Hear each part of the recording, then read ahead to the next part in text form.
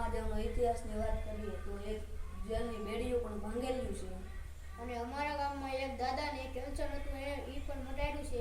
એવો છે આ મહાદેવનો ઇતિહાસ. તો મિત્રો આપણે નીકળી ગયા છે એવી મંદિરે જવા માટે. તો જોઈ શકો છો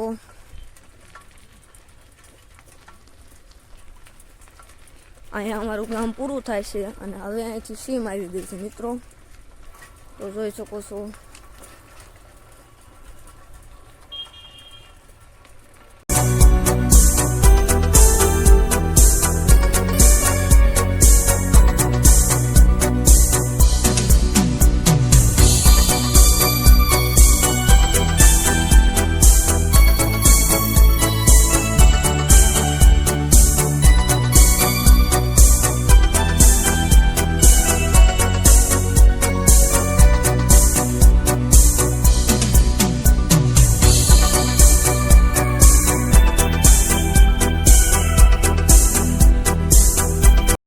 જોઈ શકો છો મિત્રો આપણે વાડીએ પહોંચી ગયા છીએ.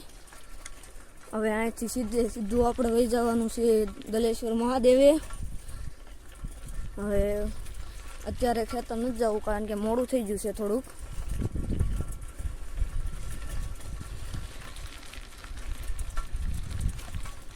અને ગોપાલભાઈ વાંહે લાવે છે સાયકલ લઈને.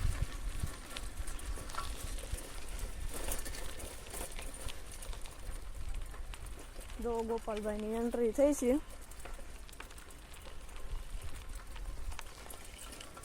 તો જોઈ શકો છો વહેતું પાણી છે.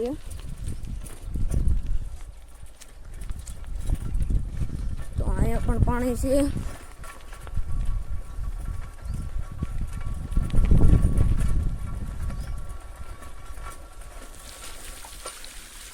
જોઈ શકો છો.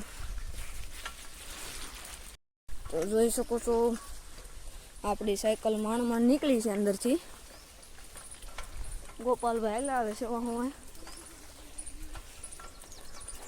હવે તમને એક નદી હજી પણ આવશે, એ પણ દેખાડવામાં આવશે તમને. તો બન્યા રહેજો અમારા બ્લોગમાં. તો મિત્રો નદી આવી ગઈ છે, જોઈ શકો છો.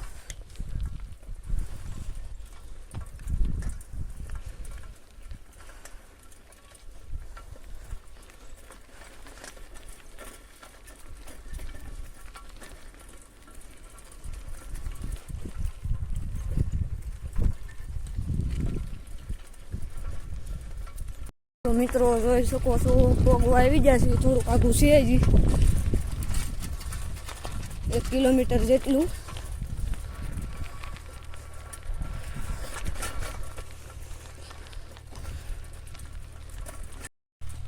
તો જોઈ શકો છો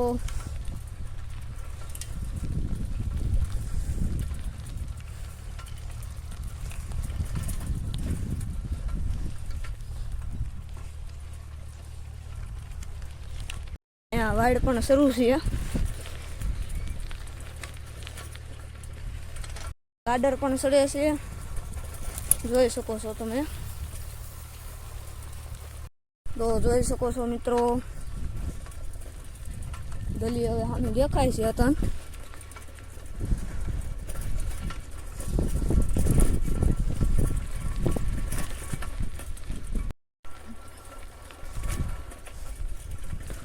તો મિત્રો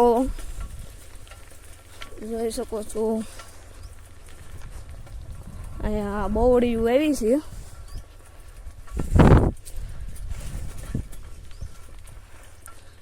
હવે અહીંયા મોટો ઢાળ આવી ગયો છે એટલે આપણે સાયકલથી હેઠે ઉતરવું જોઈએ કારણ કે આપણે એક બ્રેક છે નહીં. તો જોઈ શકો છો મિત્રો આપણે દોરીને જઈએ છીએ સાયકલ કારણ કે ઢાળ બહુ હેવી છે એટલે દોરીને જવું પડે. પછી આપણે સાયકલમાં બ્રેક તો એકેય નથી. તો અહીંયા પણ વહેતું પાણી છે.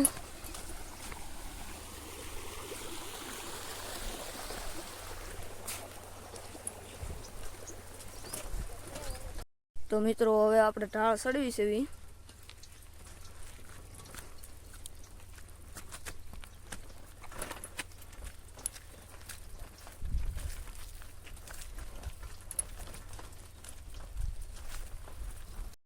તો મિત્રો જોઈ શકો છો અહીંયા જંગલ પણ છે, કપાસ પણ ટીંગાય છે ઉપર, ને કપાસ જેનો હોય એ નાનીમથી કોમેન્ટ કરી નાખજો.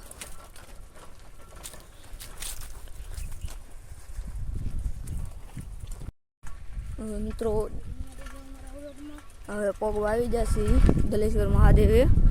જોઈ શકો છો આશ્રમ પણ અહીંથી દેખાય છે.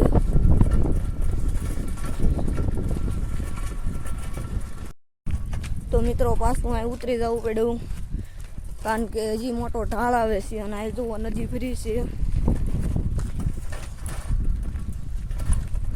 હવે આપણે જઈએ છીએ દલેશ્વર મહાદેવે. તો જોઈ શકો છો મિત્રો પાણી પણ છે.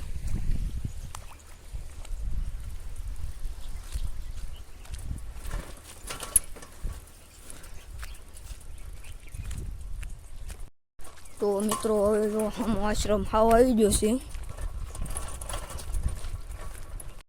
તો મિત્રો આપણે અહીંયા સાયકલ મૂકી દઈએ હવે.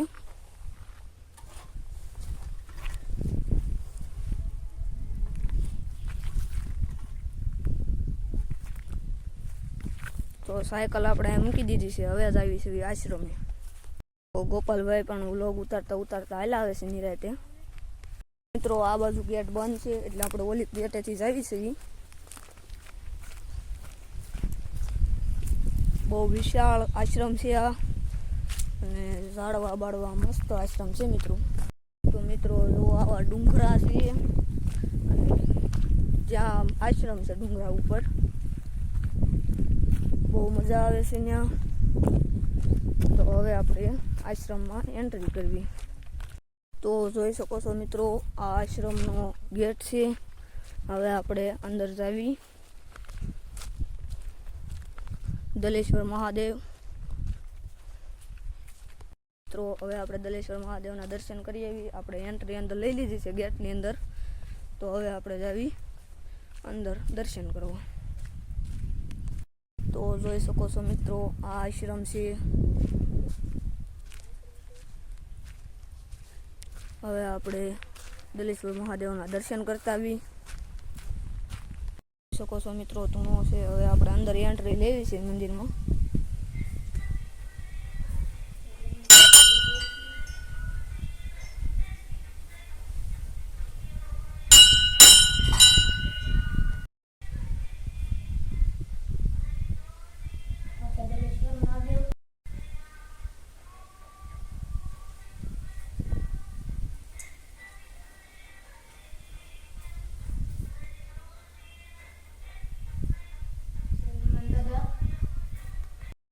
તો મિત્રો આ ધૂણો છે. અહીંયા પણ ભોળાનાથ છે, એને પણ આપણે દર્શન કરી લેવી. તો મિત્રો હવે આપણે જાવી છીએ હનુમાન દાદાને પગે લાગવા.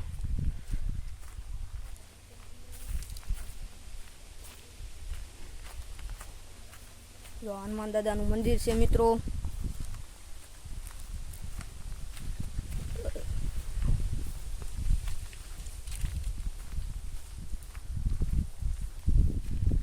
તો મિત્રો આ કાળ ભૈરવ દાદાનું મંદિર છે.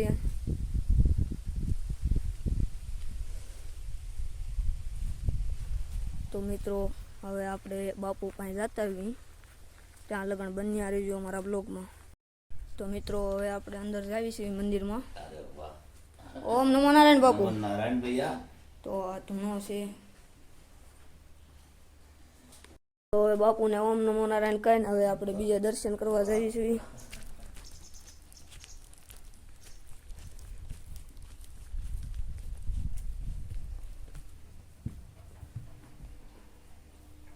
તો જોઈ શકો છો કાળ ભૈરવ દાદાનું મંદિર છે.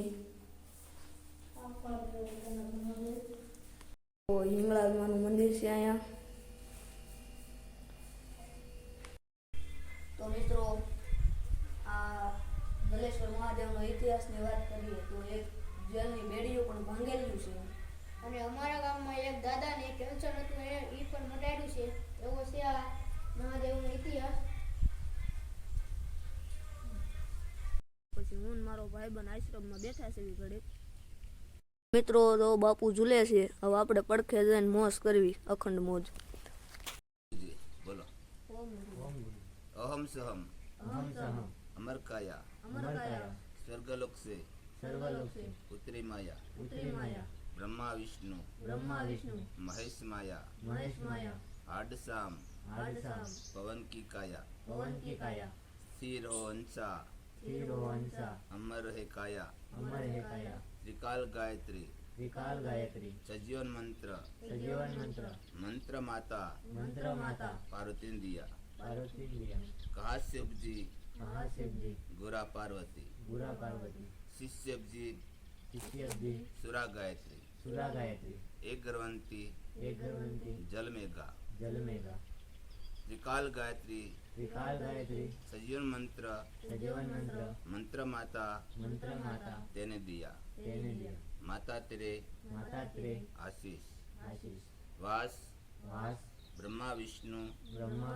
महादेव पुरे साख स्वाप और बुद्धवंती जरती मूल द्वार गोबर करती भगद्वार गंगा जमुना महादेव जी भरभर लावे माता पार्वती चौका लगावे गुरु गोरखनाथ गंचकर पूरेपुर ब्रह्मा जी चार वेद का पाठ करे विष्णु जी गायत्री जी का जाप जपे संध्या जपे वसनपुरी का वास पावे मधुपार नेमो वैकुंठ पावे प्रभात में जपे रिद्धि सिद्धि भंडार भरे त्रिकाल गायत्री सजीवन मंत्र संपूर्ण भया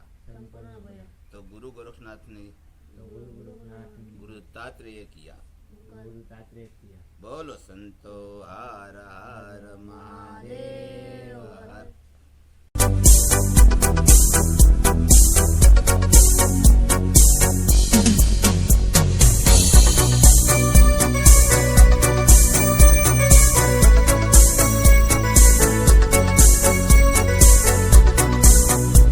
તો મિત્રો આ દલેશ્વર મહાદેવનો આશ્રમ તમને કેવો લાગ્યો કોમેન્ટ કરી દેજો ને. હવે અહીંયા આપણે વ્લોગ પૂરો કરવી છે.